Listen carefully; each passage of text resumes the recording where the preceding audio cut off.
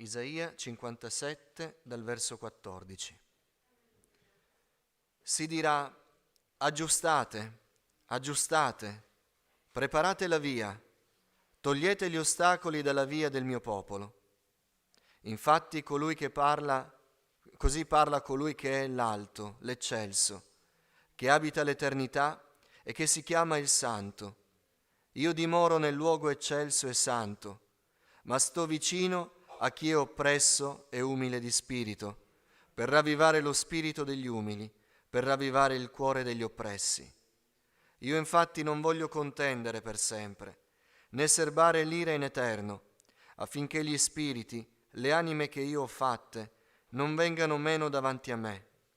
Per l'iniquità della sua cupidigia, io mi sono adirato e l'ho colpito, mi sono nascosto, mi sono indignato, ma egli, ribelle, ha seguito la via del suo cuore. Io ho visto le sue vie e lo guarirò, lo guiderò e ridarò le mie consolazioni a lui e a quelli dei suoi che sono afflitti. Io metterò la lode sulle sue labbra. Pace, pace a chi è lontano e a chi è vicino, dice il Signore. Io lo guarirò.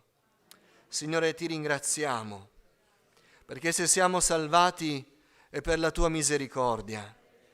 Ti ringraziamo, Signore, perché se tu guardassi a quel che siamo, noi saremmo distrutti davanti alla tua santità. Ma tu sei un Dio pietoso, misericordioso, lento all'ira e di gran bontà. E questa mattina ricordi ancora al nostro cuore che tu sei attento al nostro grido e sei vicino al nostro cuore. Signore, consolaci per mezzo di questa parola. Rafforza la nostra fede in te, o Dio, perché vogliamo essere guariti, vogliamo essere perdonati, vogliamo essere salvati, vogliamo essere restaurati da te, o Signore. Signore, aiutami a condividere la tua parola con i miei fratelli. Abbi pietà di me, Signore. Purifica le mie labbra, riempimi di Spirito Santo, perché io possa condividere la tua parola e non pensieri personali. Te lo chiedo nel nome di Gesù, benedetto in eterno. Amen. Accomodatevi, fratelli. Un bel passo che il Signore incastona come un gioiello in un brano in cui dice che siamo dei peccatori, che siamo fallimentari sempre in tutto quello che facciamo, che siamo infedeli a Lui, che siamo duri di cuore, che siamo ribelli. E lo siamo. Non so se siete d'accordo, ma io sono d'accordo con me stesso. Lo siamo. E se Dio avesse dovuto decidere di salvarci sulla base dei nostri passi, sulla base delle nostre azioni, questo locale questa mattina sarebbe deserto. Ed Egli invece è un Dio pietoso. Egli ha pietà di noi.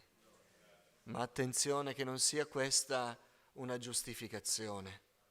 Non è vero che Dio ci accoglierà sempre.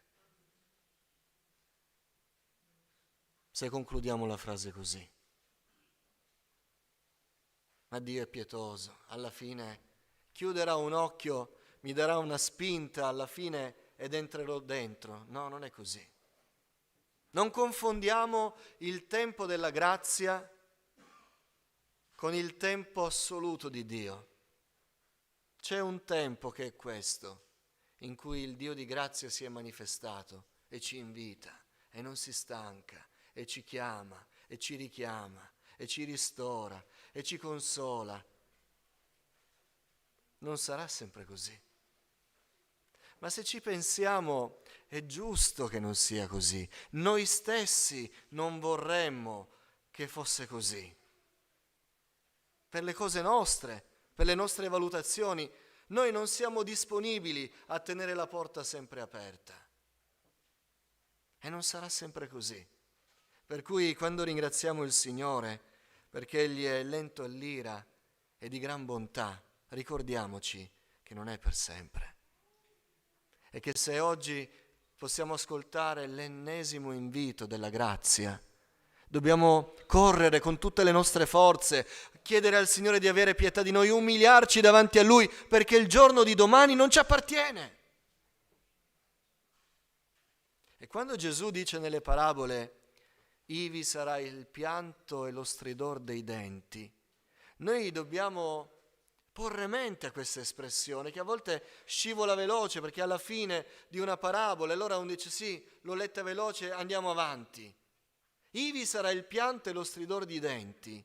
Sarà soprattutto perché chi sarà lì fuori dalla grazia sarà se stesso il proprio tormento, più delle fiamme, più del giudizio.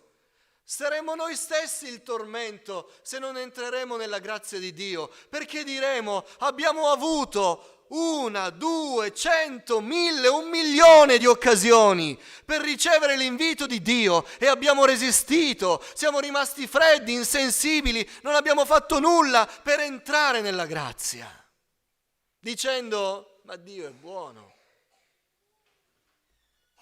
Dio è buono, amen. Ed egli in questo capitolo che dice a voi siete ribelli, il giusto muore e il cuore del mio popolo rimane insensibile. E lì in quel capitolo il Signore inizia a dire aggiustate, preparate la via, togliete gli ostacoli dalla via del mio popolo, perché io vi sto per rivelare qualcosa di grande, che io sono l'eccelso. Così parla colui che è l'alto, l'eccelso, che abita l'eternità e che si chiama il Santo. Dio è santo, Dio è sul trono, Dio siede in una posizione che per noi è irraggiungibile. Lui è il creatore, noi siamo le creature. Lui è perfetto, noi siamo costantemente imperfetti. La sua parola è giusta, è santa, è viva e non cade mai. Le nostre parole, invece, sono tutto l'opposto. Lui è luminoso, lui è puro, lui è perfetto. Tutto ciò che noi possiamo immaginare di bello, di puro, che ha equilibrio, che ha giustizia, che ha santità, appartiene a Lui. Egli comanda con la parola e tutto si avvera. Egli crea con la parola quando non c'è nulla. Noi non sappiamo fare niente neanche col materiale che abbiamo. Egli governa l'universo e nulla cade perché Egli lo sostiene. Noi se ci dicono già 3 cose insieme facciamo difficoltà. Gli uomini poi mi dicono mia moglie e mia figlia sono capaci di fare solo una cosa per volta. E le sorelle fanno così, non so perché. Dio sostiene l'universo. In questo momento noi pensiamo che la nostra vita è afflitta, il nostro peso è la cosa più grave del mondo. In questo momento il Signore sta sostenendo 8 miliardi di persone, la maggior parte delle quali ha problemi molto più gravi dei nostri. Sta sfamando tutti gli animali, sta reggendo le stagioni, sta governando l'universo e nulla cade. Egli è seduto sul trono e comanda agli angeli ed egli si muovono i suoi ordini. Egli comanda anche agli animali, comanda alla natura, egli comanda anche all'uomo, che ha la terribile facoltà di dire di no al Signore per un tempo. Ma egli è ancora sul trono e comanda. Egli è l'alto e l'eccelso. Egli governa ogni cosa e nessuno può stare di fronte a lui. Egli non combatte, perché quando egli scende sul campo di battaglia è già vittoria. Nessuno può reggere un confronto, una battaglia, uno scontro col Signore, Dio non combatte, perché Egli è Dio, Egli è il Signore. E quando Egli stabilisce, gli eserciti sono messi in fuga. Egli è l'alto e l'eccelso, Egli abita l'eternità. Noi pensiamo che il Signore sia tanto impegnato nel tempo presente, ma Egli è l'eterno presente ed Egli in questo momento, e sto sbagliando perché il linguaggio umano non ha gli argomenti e le parole necessarie per descrivere questo mistero, in questo momento il Signore ha davanti il 2022, ma ha davanti il futuro, ha davanti il passato, Egli è l'eterno presente e ha tutta la storia davanti. Ed Egli conosce ogni cosa, Egli abita l'eternità e tutto è presente davanti a Lui. Incomprensibile per noi, perché Egli è Dio e noi siamo uomini. E quando noi ci scontriamo col Signore, ci arrabbiamo col Signore, ci allontaniamo dal Signore, contestiamo il Signore, non so se ci rendiamo conto della pochezza nostra, che proviamo a proferire parola a colui che sta sostenendo l'universo nell'eternità.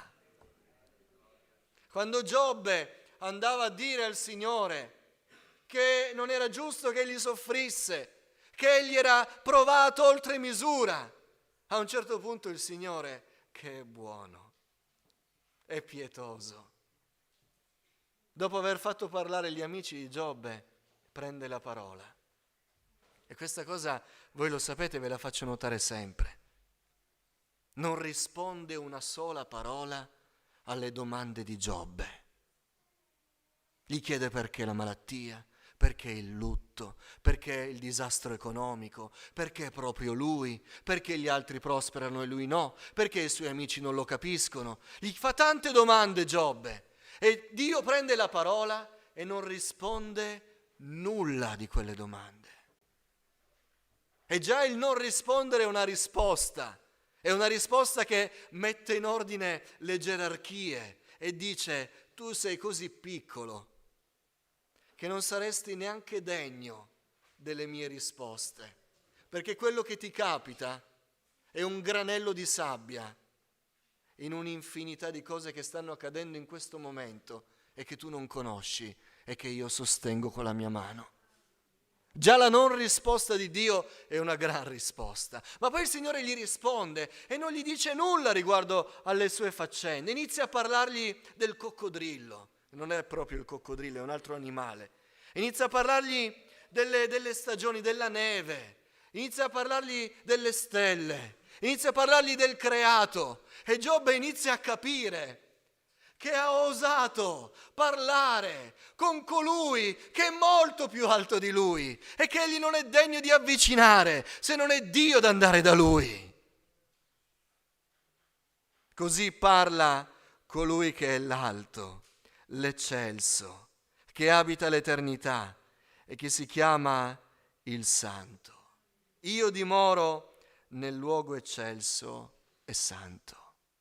Ora, Dio è in alto, questa è una realtà e noi la dobbiamo comprendere, perché nel momento in cui il nostro cuore avrà ben chiaro chi è Dio e chi siamo noi, tutto il resto si mette in ordine. Provate e vedrete, tutto il resto si mette in ordine.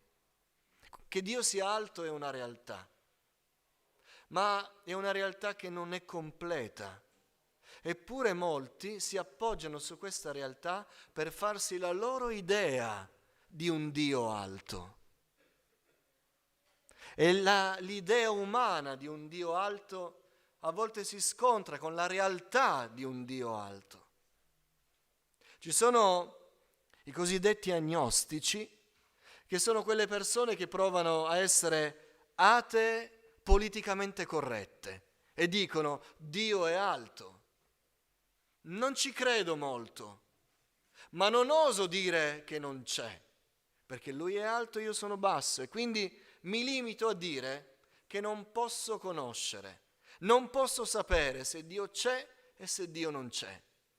E quindi è meglio che io viva la mia vita con le mie forze, perché tanto perderei il tempo a sforzarmi di conoscere qualcosa che non posso conoscere.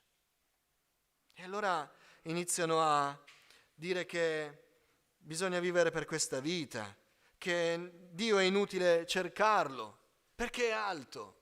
Poi ci sono gli scoraggiati. Gli scoraggiati dicono che Dio, proprio perché è così in alto, non si cura di noi. E Dio è in alto. Dio è l'eccelso, Dio siede su un trono altissimo, Lui è il santo, noi siamo peccatori, Lui si occupa dell'universo, non può pensare a me il Signore. Di solito chi pensa così poi mette dentro tutti. E il Signore non mi pensa, e gli altri non mi pensano, la mia famiglia non mi pensa, e la mia chiesa non mi pensa. Il pastore è sempre il primo che non pensa. Nessuno mi pensa, ma la colpa è di Dio. È perché Lui è in alto. Perché se Lui si occupasse di me, che sono tanto scoraggiato, chiamerebbe i Suoi servitori e li manderebbe, ma è troppo in alto, l'idea di un Dio alto. Poi ci sono gli increduli che vedono l'altezza di Dio come lontananza e pensano che Dio sia così lontano che non possa né sentire, né vedere, né sapere. E allora preferiscono disinteressarsi, preferiscono, quando hanno sentito una volta Dio lontano, che in realtà non è stato vero, ma l'hanno sentito, la sensazione. Abbiamo sentito Dio lontano, Dio è lontano, Dio non vede. Perché se vedesse, Salmo 73, vi ricordate la prova di Asaf? Se vedesse il Signore, perché permetterebbe che gli ingiusti prosperino, mentre noi che ci sforziamo di fare il bene, fatichiamo e non abbiamo nessun conforto? Dio è lontano, Dio non vede, Dio non sente. Curioso che alcuni poi smettono anche di pregare Dio e preferiscono pregare le statue, che la parola del Signore dice che non vedono, non sentono, non si muovono, sono fatte di materia, di pietra, di legno, ma molti che non credono in Dio preferiscono pregare le statue, perché hanno sentito Dio lontano. Questa è l'idea. Qualche tempo fa vi raccontavo di una terribile campagna pubblicitaria che avevano fatto qualche anno fa gli aderenti all'associazione Atei e Agnostici Italiani, e si vedeva su tutti i pullman delle grandi città questo manifesto. Vi ricordate? Ve l'avevo già detto. La cattiva notizia è che Dio non c'è. La buona notizia è che non ne hai bisogno. Questa terribile campagna di questa associazione che voleva promuovere di smettere di credere in Dio, perché Dio è lontano, perché Dio è alto. Se anche ci fosse, non farebbe nulla per noi. Questa è l'idea di Dio alto. Ma dicevo prima, la realtà di un Dio alto non è completa. Ed è Dio stesso a completare questa realtà, in modo che la nostra idea di un Dio alto venga demolita questa mattina, perché è il Signore stesso che dice: io dimoro nel luogo eccelso e santo, ma sto vicino a chi è oppresso e umile di spirito. Sì, Dio è alto, ma è vicino. Dio è eccelso, ma è accanto a noi. Dio governa le cose che ci sfuggono dalle mani, ma è vicino al nostro cuore. Alleluia! Così è completa la verità che il Signore ha voluto rivelare. E la grandezza di un Dio alto è proprio questa, che Egli è vicino. Egli è vicino a noi. Egli è colui che, sì, è in alto e rimane in alto. È seduto su un trono altissimo e rimane seduto lì in autorità. Eppure, questo è un mistero per noi, è vicino a noi. Addirittura il Nuovo Testamento ci dice che Egli fa dimora nella nostra vita. Egli fa del nostro corpo il suo tempio, dove Egli vuole dimorare. Perché quando è il Signore, nella sua parola, a parlare di tempio, noi dobbiamo sapere che cosa ha in mente Lui riguardo al tempio. Il tempio di Dio, per Dio, è il luogo che Egli sceglie per abitarci per sempre. Leggetelo quando prese Dio stesso la parola, dopo che Salomone dedicò il tempio a Dio. Egli disse: da questo momento il mio occhio sarà sempre su questo luogo e io dimorerò qui.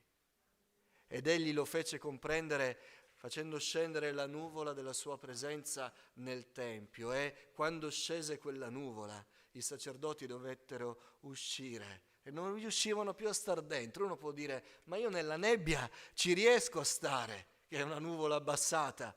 Com'era quella nuvola? Evidentemente era qualcosa di diverso, era qualcosa di spirituale. Quei sacerdoti che si sentivano peccatori furono spinti a uscire fuori perché Dio aveva riempito il suo tempio. E da quando è arrivato Gesù ed è morto sulla croce ed è risorto e ha squarciato il velo che separava il luogo santo dal luogo santissimo nel tempio, il tempio di Dio siamo noi. Ed Egli vuole dimorare nella nostra vita. In Geremia il Signore dice: sono io soltanto un Dio da vicino, dice il Signore, e non un Dio da lontano? Potrebbe uno nascondersi in luogo occulto in modo che io non lo veda, dice il Signore? Io non riempio forse il cielo e la terra? E allora il Signore dice: io abito in un luogo alto, ma sono vicino. Alleluia. Questa mattina Dio è vicino.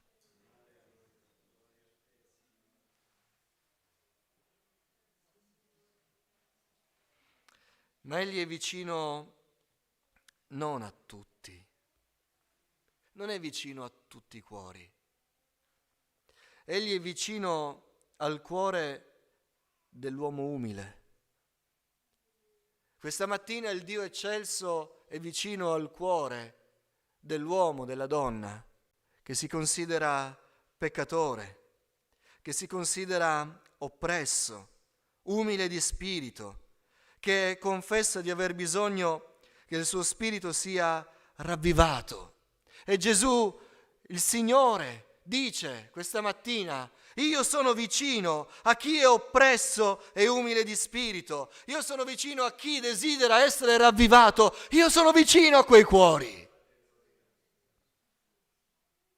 Dio è vicino alla nostra vita perché Egli vuole rendere vivo il cuore oppresso. Alleluia. Se c'è qualcuno questa mattina che si sente oppresso innanzitutto dal peccato, ma forse anche da qualche prova, da qualche difficoltà, Dio è vicino questa mattina, è vicino al tuo cuore. Non vederlo distante, non vederlo alto, non vederlo insensibile. Egli è vicino a te per ravvivare il tuo cuore. Egli è vicino al nostro cuore, è vicino ai nostri affanni, è vicino ai nostri dubbi, è vicino ai nostri problemi, è vicino ai nostri fallimenti. Dio non è distaccato, Dio non è ignaro di quello che ci capita, ma desidera un cuore umile, uno spirito contrito. È la chiave che apre la porta per far entrare il Signore. Alleluia. E avviene il mistero, e avviene ciò che è incomprensibile, che colui che in questo momento sta governando le galassie è proprio vicino a me. Ed è ancora più incomprensibile perché Dio dice: io sono vicino a chi è umile di cuore. E chi è umile di cuore tende a dire: io sono l'ultimo, ce ne sono altri prima di me, non sono degno. È ancora più incomprensibile Perché quando viene il Signore ci stupisce e noi siamo spinti a dire: proprio io, Signore, che non sono degno, che non mi sento capace, che mi sento schiacciato, senza forze, senza vita. Sì, proprio tu avrai Dio a fianco a te. Alleluia. Come il paralitico di Betesda che abbiamo meditato, vi ricordate, lunedì sera. Tanti erano i malati intorno a quella vasca e Gesù non andò da tutti. In altri passi dei Vangeli noi leggiamo che tutti andarono a lui li guarì tutti, ma quella volta no. Quella volta tanti malati, tutti raccolti lì, e Gesù andò solo da uno, solo da quell'uomo, la donna sirofenicia. C'erano tanti che seguivano Gesù e lei stava a distanza e gridava: Signore, abbi pietà di me. Pregava per la figlia, neanche per se stessa. E dei tanti al seguito di Gesù, solo lei vide Gesù fermarsi e rivolgerle una parola. Il servo del centurione trovò guarigione perché Gesù parlò a quel centurione e non agli israeliti, che Gesù rimproverò, perché pur essendo il popolo di Dio non avevano fede e quel pagano sì. Pietro, dopo il rinnegamento, non andò con Giuda a impiccarsi, ma gridò al Signore nel suo cuore. E noi lo sappiamo perché la Scrittura ci dice che tutti quelli che invocano il Signore con tutto il loro cuore lo trovano. E quando Gesù risuscitò, disse a Maria: va dai miei fratelli e da Pietro. E quando incontrò i suoi discepoli, fu proprio Pietro quello che prese in disparte. Dio è vicino a quelli che hanno un cuore umile. E noi diremo: Signore, mi stupisco, perché considerando la tua grandezza, tu vieni proprio da me. Il Signore vuole abitare nel nostro cuore. Io dimoro nel luogo eccelso e santo, ma sto vicino a chi è oppresso e umile di spirito, per ravvivare lo spirito degli umili, per ravvivare il cuore degli oppressi. Se questa mattina qualcuno andrà al Signore con umiltà.